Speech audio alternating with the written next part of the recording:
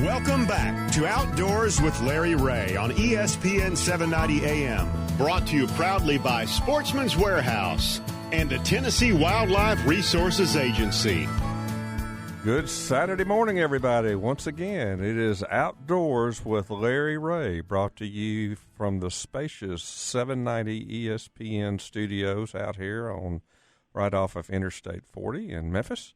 Coming to you on the third Saturday of the month, which is the Saturday that Larry allows me, the co-host, Frank Barton, to do sometimes the introduction. So we're happy to be on the show and happy to have another Arkansan as our next guest, and pretty interesting stuff going on in that part of the state, which we all refer to as the natural state, which is your segue into our next guest. So without further ado, the Oracle of the Outdoors, the one and only Larry Ray. All right.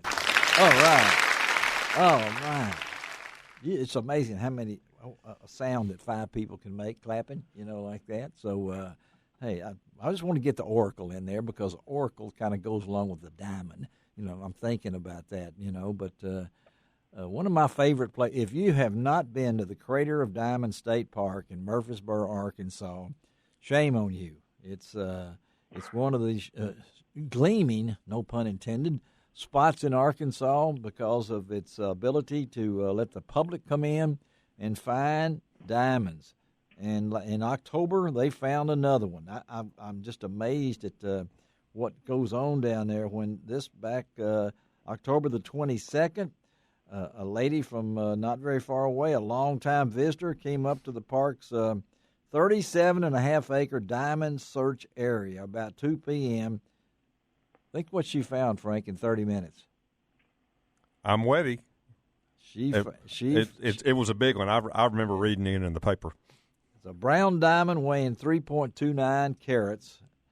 And what the amazing thing about that was it's the third largest diamond found in 2019.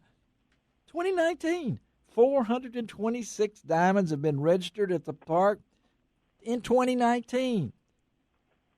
So let's talk about this. This just blows my mind because I've been many a times. I haven't found a pebble yet, but I know it's out there. So who better to talk about this than Wayman Cox? He's the park interpreter of the Crater of Diamonds State Park. Good morning, Wayman. Good morning, Larry. Thank you for being with us and talking about this, the third largest gem of 2019. This park. How long have you been at the park?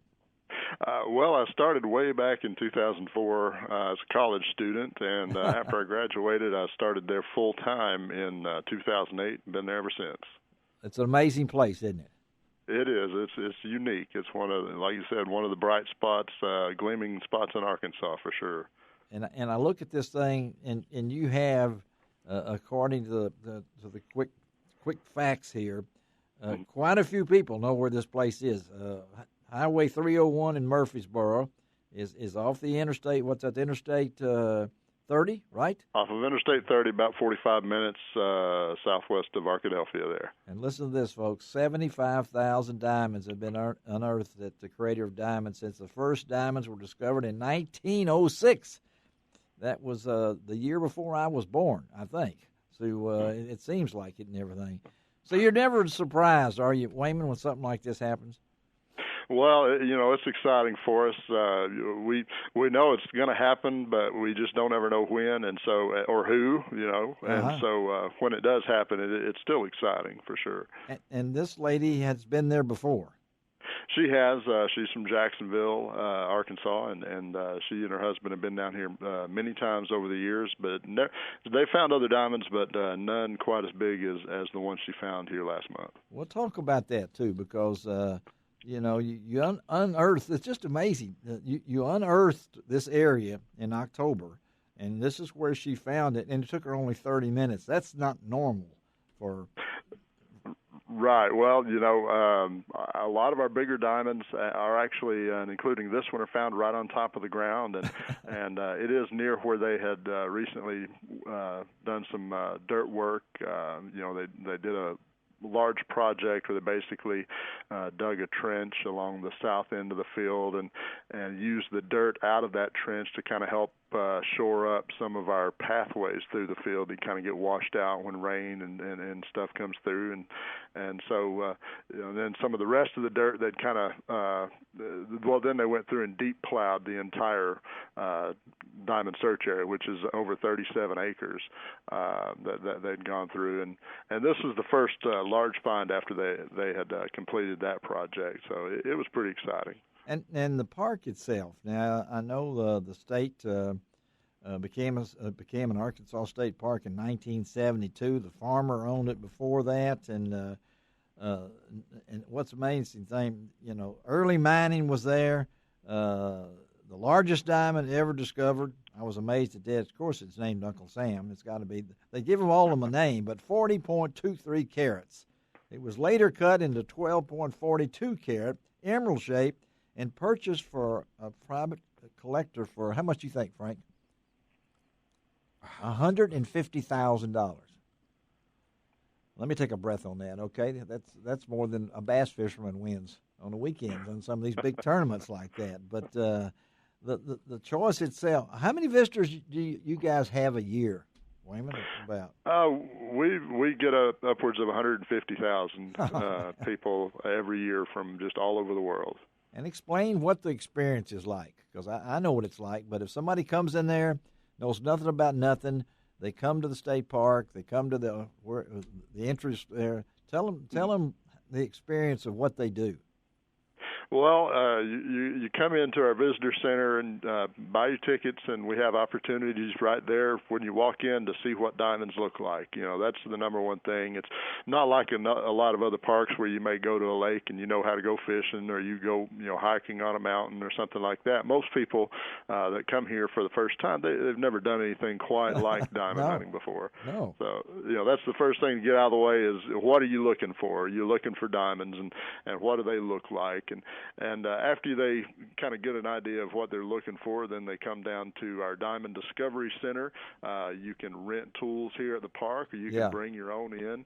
And the actual area where you're searching is a plowed field. It kind of looks like a potato field, but that's right. It's actually part of an ancient diamond-bearing volcanic pipe. That's actually where diamonds erupted out of the earth and were carried up to the surface by lava. And you don't know what's there. I mean, you've had first timers. I understand this lady. She's found 5 diamonds in her career, coming back and forth and things along that line. So it's out there. And are there some big? There's big ones out there too, I assume. There's lots of big ones. We've, of course, the largest found since we've been in a state park was over 16 carats. The second largest was just a little about 8 3/4 carats. So there's a pretty big gap there between the top 2 diamonds in the last 40 plus years. So there's bound to be some others within those same size ranges still to be found. Are you one of a kind place? I would say so. I'd say, this is something that, you can't do just about anywhere else. This is the only place in the world, as far as we know, that people can come and actually search for diamonds where they originated, where they came to the surface, in a volcanic pipe. Is this what you wanted to do? It's what I ended up doing. I grew up right here in Murfreesboro. I've known about the diamond mine my whole life. I came here a few times growing up, and it was just the kind of stars aligned, and it worked out just right for me. It's an exciting job. How many diamonds you found, Wayman? I found 3 diamonds. Now, none as big as what Miss Choate found last month, but I found some smaller ones. 2 of them I find usually. I found them during demonstrations. I show people really? How to search for diamonds. Right? Yeah, show people how to search, and occasionally it works for me too. And you will get people from all over. I'm sure probably out of the United States have been there. Absolutely. Just yesterday, we had a TV crew here filming for a TV show in Russia. Come on. We had. Say that again now. Say that again. My audience just fell off there. I say from Russia. Come on. From Russia. Yeah, for Russia, I've talked to some people from like a Japanese magazine, Poland. I mean, all over the world. So it is truly a world famous place here. Well, right I got to ask you, what do you talk to the Russians? I mean, are they there filming it for Russian PBS? I mean, what is it? Well, it's called Voice of America. It's a company that they're based, I think, in Washington D.C. Okay, yeah. They film shows that air in different parts of Russia, and so it's more of an educational sort of they explore the different parts of America and look at unique destinations, and this was one of the places that they stopped at. Well, it's unique. Frank, you ever been there, Frank? I have not. I have many friends that have gone there, though. If you're driving to Dallas, you got to see the signs. Oh, I've seen the signs. Oh, yeah. And I've known about Crater of Diamond State Park for as long as I can remember. Yeah, you can go to DeGray State Park. You can not too far away and trip on down there. And like you said, as Wayman said, how much it cost to get in? It's $10 for adults 13 and up, and then ages 6 through 12 are $6. And you can stay as long as you want. You're not limited. I mean, until dark. Right. I mean, each day until the field closes. That's right. Yeah. And the field closes. And how many of you? The most you ever had? I mean, do you try to limit? I mean, the size of. Well, I believe one of the record-breaking days for individual day visitation was over 2,400 people. Goodness gracious. That was in March, just a couple of years ago here. Spring break, of course, the weather gets nice, and when the schools get out for spring break, we usually see most of the people. It feels like in Arkansas and Texas, they like to come out and go hunt for diamonds. And somebody finds one, I guarantee that spikes the interest. Absolutely. When somebody does. Hey, Wayman, thank you, Wayman Cox, for being on Outdoors with Larry Ray. This is really cool. Again, folks, put it on your bucket list. Murfreesboro, Arkansas. It's just unique is an underused word here, but it's a great place. Arkansas Highway 301 in Murfreesboro, and I don't know what exit that is on the interstate, but it's probably, what'd you say, from Little Rock? How long far? Couple hours from Little Rock, about 45 minutes from Arkadelphia is where you'll get off the interstate. Yeah, you go down to Hope and get a watermelon sometime. That's the way it goes. There you go. All right, Wayman, thank you, buddy. We'll stay in touch. Thank you very much, okay? All right, good Have a great to day. you. All right. Y'all too. Okay, all right. Take a break, but before we did, just think, if you're going to get married, you go down there, I think I'll just go get my wife a engagement ring and dig and bring her out a diamond. So, stick it on her. There's a lot of hope in that. There's a lot of hope in that. I knew that was a good pun right there. All right.